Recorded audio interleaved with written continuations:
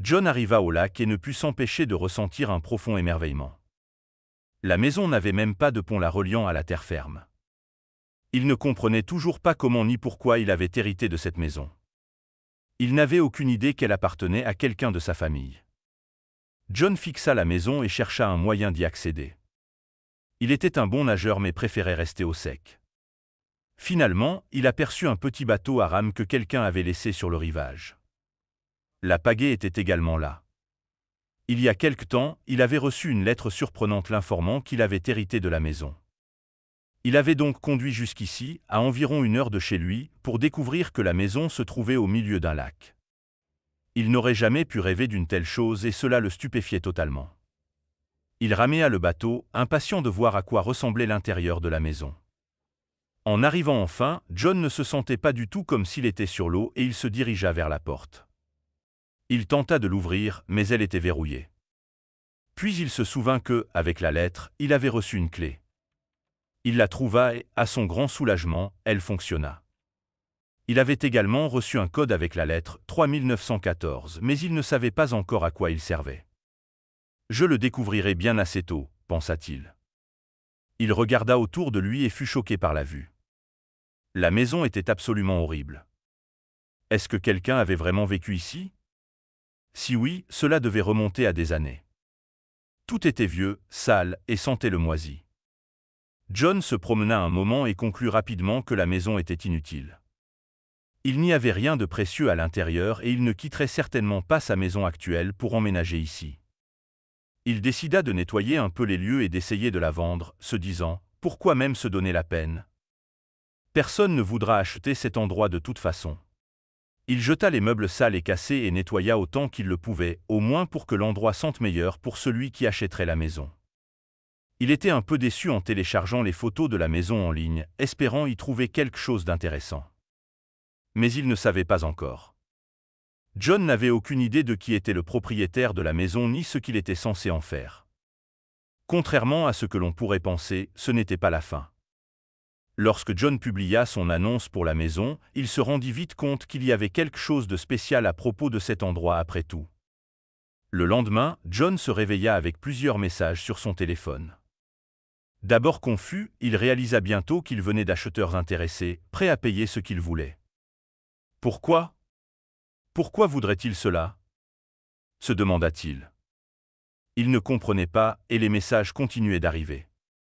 John ne pouvait y croire. Il fixa son téléphone, la bouche grande ouverte. S'il vendait la maison à ces prix, il n'aurait plus jamais à travailler un seul jour de sa vie. Excité par la perspective d'avoir autant d'argent, il commença à douter de sa décision. Si tant de gens sont prêts à payer autant pour cette maison dans cet état, il doit y avoir quelque chose de spécial que je ne sais pas, pensa-t-il. Il supprima rapidement l'annonce et effaça son compte, ne voulant pas attirer plus d'attention. Il voulait examiner cela seul, sans que personne d'autre ne soit impliqué. Se tenant au milieu de ce qui avait été le salon, il se dit « Très bien, maintenant je dois découvrir ce qui est si spécial dans cet endroit. » Ne prêtant pas beaucoup d'attention aux détails en nettoyant la maison, John décida de vérifier chaque pièce. Alors qu'il était assis sur une chaise en regardant la pièce, il remarqua qu'une des planches du sol était tordue. Il la força et, à sa grande surprise, trouva une vieille boîte poussiéreuse cachée dessous. Lorsqu'il l'ouvrit, il resta bouche bée, émerveillé par ce qu'il trouva. La boîte contenait de vieilles lettres et des photographies. John prit le temps de les examiner toutes, ayant du mal à croire que c'était réel. Les lettres étaient toutes écrites par ou pour les anciens propriétaires de la maison et faisaient allusion à son passé.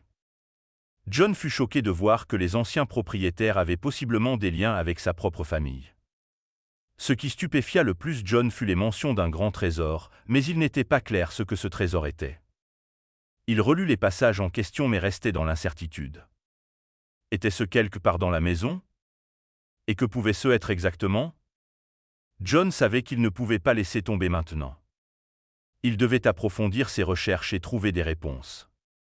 Alors qu'il était assis dans la pièce faiblement éclairée, le code mystérieux, 3914, ne cessait de revenir dans son esprit. Il était arrivé avec la lettre, et il ne pouvait l'ignorer. John se lança dans une recherche minutieuse de la maison. Chaque recoin semblait cacher des secrets, mais aucune piste relative au code ne fut trouvée. La nature énigmatique de la maison ne faisait qu'accroître sa curiosité, le poussant à découvrir ses mystères. Juste au moment où l'excitation de John commençait à diminuer, il découvrit une peinture discrète dans un coin oublié. Derrière elle se trouvait un vieux coffre poussiéreux, dormant depuis combien de temps? Avec le code à l'esprit, John tourna le cadran du coffre, et l'anticipation grandit à mesure que le coffre céda enfin à ses efforts. Ce qu'il trouva à l'intérieur n'était pas ce qu'il attendait. Au lieu de trésor, John trouva un parchemin ancien portant une énigme cryptique semblant indiquer l'emplacement du trésor. À ce moment-là, un visiteur inattendu arriva, un homme âgé avec une aura distinguée, qui se présenta comme un historien. Il avait largement étudié la maison et fit allusion à son passé mystérieux. Sa présence éveilla des questions et des espoirs chez John, qui désirait percer les secrets de la maison. L'historien, un conteur captivant, commença à dévoiler les légendes entourant l'importance historique de la maison. Il parla des légendes qui avaient circulé autour d'elle pendant des générations, peignant un tableau d'un lieu profondément lié au passé. Au fur et à mesure que les histoires se dévoilaient, la fascination de John s'intensifia et il vit la maison sous un nouveau jour. Ce n'était plus simplement une structure, mais un réservoir d'histoires, de secrets et d'histoires inexplorées. La maison semblait accueillir John alors qu'il explorait plus profondément ses recoins, le guidant vers des pièces cachées et des passages secrets. Chaque découverte le rapprochait du cœur de l'énigme. Alors que les indices de l'énigme devenaient plus clairs, John commença à suspecter que le trésor pourrait être caché au fond du lac. Il acquit une combinaison de plongée, un réservoir d'oxygène et une puissante lampe de plongée, préparant méticuleusement son équipement pour garantir sa sécurité lors de l'exploration. Immergée dans les profondeurs du lac, la lampe de John pénétra l'obscurité, illuminant des cavernes sous-marines cachées. Ces passages mystérieux semblaient l'attirer plus loin, suggérant une révélation importante. À chaque coup de pagaie, il se rapprochait du cœur de l'abîme, où les secrets du lac et de la maison étaient gardés dans les grottes submergées. John découvrit une révélation surprenante, des marques anciennes mystérieuses gravées dans les parois rocheuses du labyrinthe. Le voyage de John prit un tournant remarquable lorsqu'il découvrit un coffre ancien, dont la surface usée témoignait des nombreuses années scellées au fond du lac.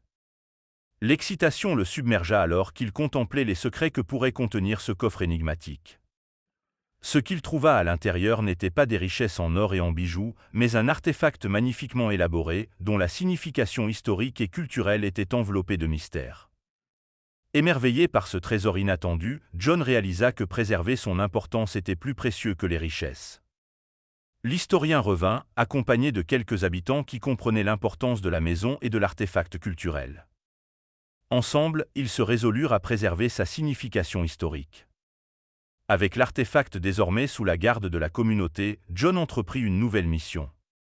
Il transforma la maison en un petit musée dédié à la préservation de l'histoire des reliques et des souvenirs de ceux qui l'avaient autrefois habité. La maison devint un sanctuaire du patrimoine, assurant que l'héritage de l'artefact et son histoire seraient chéris et mémorisés par les générations futures.